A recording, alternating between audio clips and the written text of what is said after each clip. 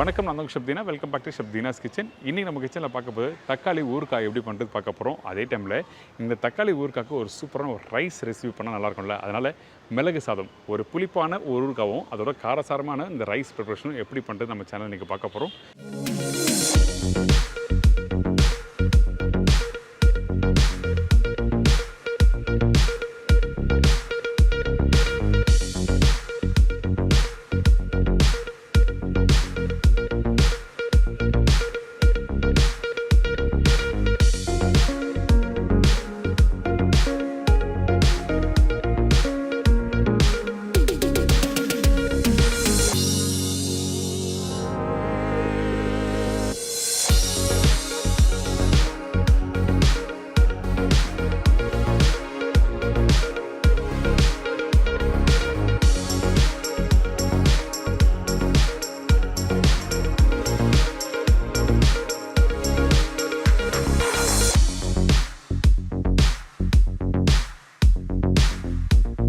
இப்போ இந்த ரெண்டு ரெசிபியும் தேவையான பொருட்கள் என்னென்னு பார்த்தலாமா?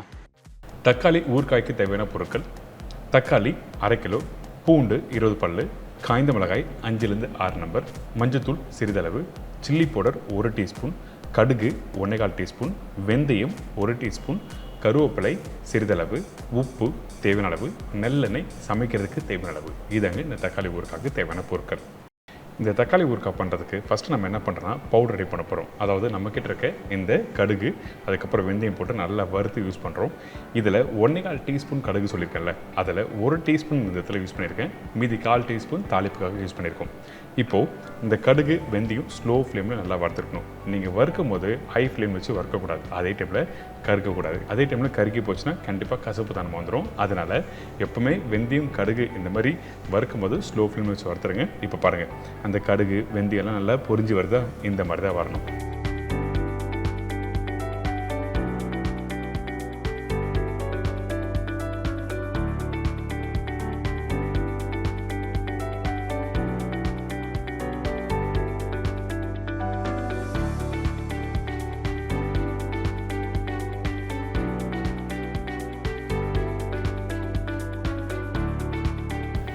இப்போ ஆல்மோஸ்ட் ரெடி ஆகிடுச்சு. இதுக்கப்புறம் இந்த மிக்ஸி ஜாரில் இந்த கடுகும் இந்த வெந்தயம் போட்டு நல்லா பவுடர் பண்ணுறேங்க. எந்த அளவுக்கு ஃபைன் பவுடர் அரைக்க முடியுமோ அந்தளவுக்கு அரைச்சிருங்க. நீங்கள் 1 டீஸ்பூன் போட்டிங்கன்னா கண்டிப்பாக அரைக்கிறது கஷ்டமாக இருக்கும். அதனால் வீட்டில் பண்ணும்போது கொஞ்சம் அதிகமான குவான்டிட்டி போட்டு நீங்கள் இந்த மாதிரி பவுடர் பண்ணிக்கலாம்.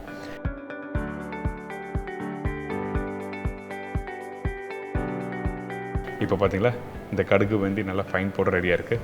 இந்த மாதிரி தான் அரைச்சி ரெடி பண்ணி வச்சுருக்கணும். இந்த ஊறுகாய் பண்ணுறதுக்கு முன்னாடி இந்த பேசிக்கான மிஷின்லாம் எல்லாத்தையும் ரெடி பண்ணி வச்சுன்னா ஈஸியாக வீட்டில் பண்ண முடியும். அடுத்து நம்ம என்ன பண்ணுறோம், இந்த தக்காளி எப்படி வேக வைக்கிறதுன்னு பார்க்க போகிறோம். இப்போ ஃபஸ்ட்டு நம்ம என்ன பண்ணுறோன்னா மண்சட்டியில் நல்லெண்ணெய் ஊற்றிருக்கேன். இந்த நல்லெண்ணெய் கொஞ்சம் லைட்டாக சூடான பிறகு கடுகு, பச்சை கருவேப்பிலை, பூண்டு, தக்காளி இது எல்லாத்தையும் ஒன்றா போடுறோம். இதுக்கப்புறம் தேவையான அளவுக்கு உப்பு போடுறோம். உப்பு போடும்போது ரொம்ப அதிகமான உப்பு வேண்டாம், ஒரு 1/4 மடங்கு உப்பு மட்டும் இந்த இடத்துல யூஸ் பண்ணுவேன். தக்காளி குக் பண்ணி முடிச்ச பிறகு பார்த்தீங்கன்னா அந்த உப்போட அளவு அதிகமாக இருக்கும், ஏன்னா கெட்டி ஆகிடும்ல. அதனால் கொஞ்சமாக உப்பு போட்டு இதை நல்லா வதக்க ஆரம்பிங்க. இப்போ இந்த தக்காளி நல்லா குக் பண்ணுறதுக்கு குறைஞ்சபட்சம் ஒரு 20-25 நிமிஷம் டைம் எடுக்கும். எந்த அளவுக்கு நல்லா வதக்குறீங்களோ அந்தளவுக்கு நல்லா சூப்பராக வரும் இந்த ரெசிபி. அதனால் முடிஞ்ச அளவுக்கு நல்லா குக் பண்ணுங்கள். இந்த ரெசிபி பொறுத்த வரைக்கும் கண்டிப்பாக தண்ணி ஒரு ட்ராப் கூட யூஸ் பண்ணக்கூடாது. இந்த தக்காளி ஊறுகாய் பண்ணும்போது அப்படி தண்ணி நீங்கள் யூஸ் பண்ணினா என்ன ஆகுதுன்னா கெட்டு போக ஆரம்பிச்சிடும். அதனால தான் ஃபஸ்ட்டு தக்காளி நல்லா வதக்கணும்னு சொல்ல வரேன்.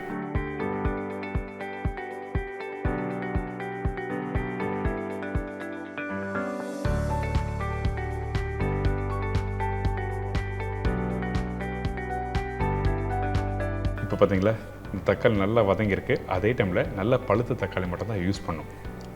இப்போ இந்த தக்காளி நம்ம என்ன பண்ணுறோம், இதை அப்படியே இன்னொரு பவுலில் நான் ட்ரான்ஸ்ஃபர் பண்ணிடுறேன்.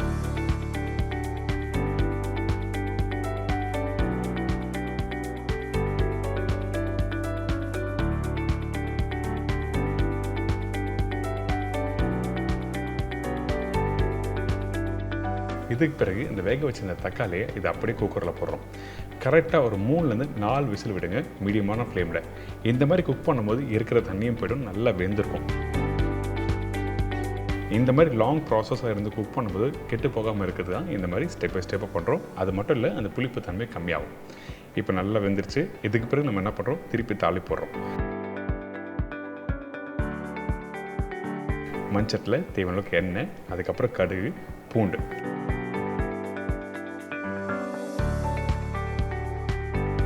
இந்த பூண்டு இடித்த பூண்டும் யூஸ் பண்ணலாம், இல்லை பொடிசாக கட் பண்ண பூண்டும் யூஸ் பண்ணலாம். உங்களுக்கு பிடிச்ச மாதிரி நீங்கள் போட்டுக்கலாம்.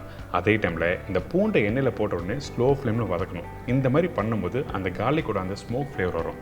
நீங்கள் வெங்காயம் போட்டுட்டு அதுக்கப்புறம் நீங்கள் வீட்டில் பூண்டு போட்டினா அது ஒரு வேறு மாதிரி ஃப்ளேவர் வரும். அதுவே நீங்கள் கடுகு போட்ட பிறகு இந்த பூண்டு போட்டு வதக்கினா உங்களுக்கு ஃப்ளேவர் மாறும். நீங்கள் வீட்டில் ட்ரை பண்ணி பாருங்கள். இதுக்கப்புறம் காஞ்ச மிளகாய், பச்சை கருவேப்பிலை, மஞ்சத்தூள், காஷ்மீரி சில்லி பவுடர் யூஸ் பண்ணியிருக்கேன். இந்த காஷ்மீரி சில்லி பவுடர் எதுக்காக யூஸ் பண்ணிக்கிட்டேன்னா நல்ல கலர் கொடுக்கும். அதனால தான் காஷ்மீரி சில்லி போட்டிருக்கோம். அதே டைமில் இந்த சில்லி பவுடர் போடும்போது உங்களோட அடுப்பு ஸ்லோ ஃப்ளேமில் இருக்கணும். இதுக்கு பிறகு பெருங்காயம், வேக வச்ச தக்காளியும் இதில் போடுறோம்.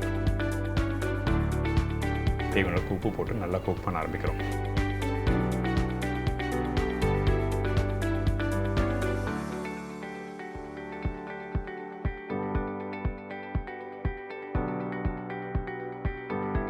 கொஞ்சம் லூஸாக இருக்குது பார்த்தீங்கன்னா இந்த தக்காளி. இந்த மாதிரி இருக்க தக்காளி நல்லா குக் பண்ண ஆரம்பிக்கிறோம். குறைஞ்சபட்சம் ஒரு 15லேருந்து 20 நிமிஷம் குக் பண்ணிட்டுனா இந்த மாதிரி டெக்ஸ்டரில் கெட்டியான பக்குவத்தில் வந்திருக்கும். மேலே அப்படியே ஆயில் வரும். எந்த அளவுக்கு ஆயில் நல்லா அதிகமாக இருக்கோ அந்த அளவுக்கு கெட்டு போகாமல் இருக்க தான் ஆயில் எக்ஸ்ட்ரா வச்சுருக்கேன். உங்களுக்கு வேணும்னா நீங்கள் கம்மி பண்ணிக்கலாம். இப்போ உங்களுக்கு தெரிஞ்சிருக்கும் இந்த தக்காளி ஊறுகாய் எப்படி பண்ணுறதுன்னு. கண்டிப்பாக ட்ரை பண்ணி பாருங்கள். நல்ல ஒரு காரசாரமான ஒரு ரெசிபியோட இந்த தக்காளி ஊறுகாய் போட்டு சாப்பிட்டிங்கன்னா ரொம்ப சூப்பராக இருக்கும். கடைசியாக பார்த்தீங்கன்னா நம்ம ஏற்கனவே ரெடி பண்ணி வச்சுருக்க கடுகு, வெந்தயம் பவுடரை 1 டீஸ்பூன் போட்டிருக்கேன். வேணும்னா இன்னொரு 1/4 டீஸ்பூன் நீங்கள் போட்டு நல்லா மிக்ஸ் பண்ணலாம் இந்த குவான்டிட்டிக்கு. பார்த்தீங்களா நல்ல ஒரு கெட்டியான டெக்ஸ்ட்லாம் வந்துருக்குல்ல. கண்டிப்பாக ட்ரை பண்ணி பாருங்கள்.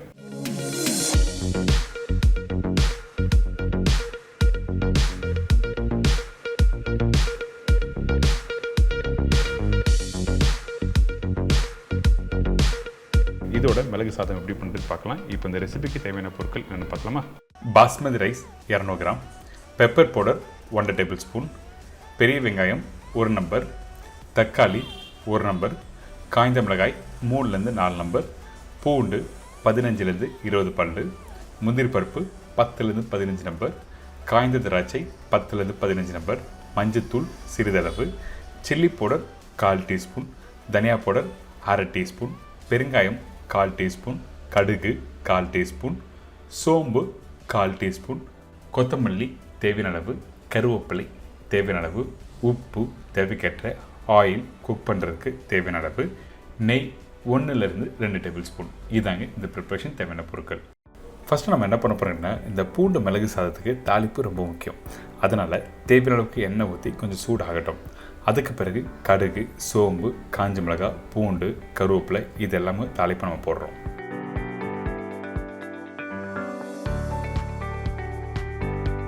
அந்த காஞ்ச மிளகாய் போடும்போது 1 பாதியாக கையில் உடைச்சி போடுங்க. அப்போ தான் காரத்தோட தன்மை கம்மியாகும்.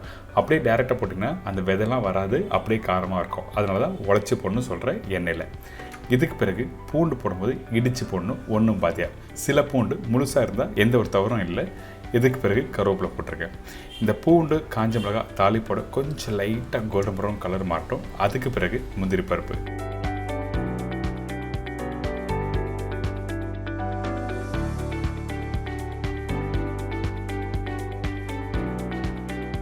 இப்போது இந்த முந்திரி பருப்பு, காஞ்ச திராட்சை லைட்டாக வதங்கி வர டைமில் பொடிசாக கட் பண்ணி வச்சுருக்க வெங்காயம்,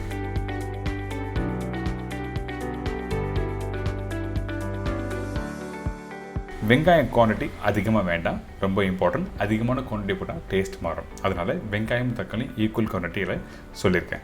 வெங்காயம் போட்ட பிறகு ஒரு 2 நிமிஷம் வதக்குங்க. அதுக்கு பிறகு ரஃப்பாக கட் பண்ணி வச்சுருக்க தக்காளி, அவ்வளோதான். எதுக்காக இந்த வெங்காயம் தக்காளி யூஸ் பண்ணுறேன்னா மிளகு பவுடர் யூஸ் பண்ணுற இடத்துல வெறும் மிளகு பவுடர் மட்டும் போட்டு டாஸ் பண்ணால் கண்டிப்பாக உங்களுக்கு டேஸ்ட் மாறும். அதனால தான் நம்ம என்ன பண்ணுறோன்னா கொஞ்சம் லைட்டாக வெங்காயம் தக்காளி போட்ட பிறகு கொஞ்சம் உப்பு, மஞ்சத்தூள், தனியா பவுடர், சில்லி பவுடர். அதே டைமில் இந்த இடத்துல அதிகமான சில்லி பவுடரும் தனியாத்தூளும் இருக்கக்கூடாது.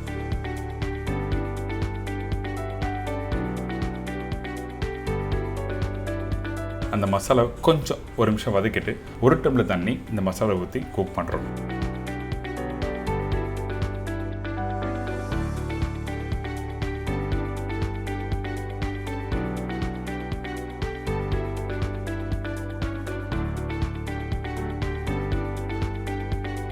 இதுக்கு பிறகு பார்த்தீங்கன்னா அந்த வெங்காயம் தக்காளி நல்லா முழுசாக இருக்கா, அந்த பச்சை வாசனை போன பிறகு ஏற்கனவே குக் பண்ணி வச்சுருக்க பாஸ்மதி ரைஸ் போடுறேன்.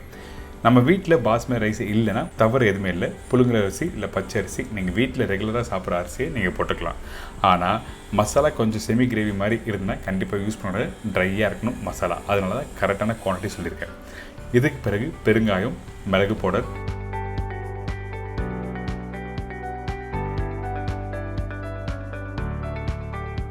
கொஞ்சம் கொத்தமல்லி, நெய் ரொம்ப முக்கியம். இந்த மாதிரி மிளகு ப்ரிப்ரேஷன் பண்ணுறதுக்கு நெய் போட்டு அந்த மசாலாவோட போட்டு மிக்ஸ் பண்ணி பாருங்களேன், சூப்பராக இருக்கும் டேஸ்ட். பர்டிகுலர் ரைஸ் ப்ரிப்ரேஷன் கொஞ்சம் நெய் போடும்போது அந்த காரத்தோடு சேர்த்து சாப்பிடும்போது டேஸ்ட் நல்லாயிருக்கும். அதனால் நெய் போட்டிருக்கோம். இதை அப்படியே அழகாக மெதுவாக மிக்ஸ் பண்ணி எடுத்தீங்கன்னா ஒரு சூப்பரான பூண்டு மிளகு சாதம் ரெடி.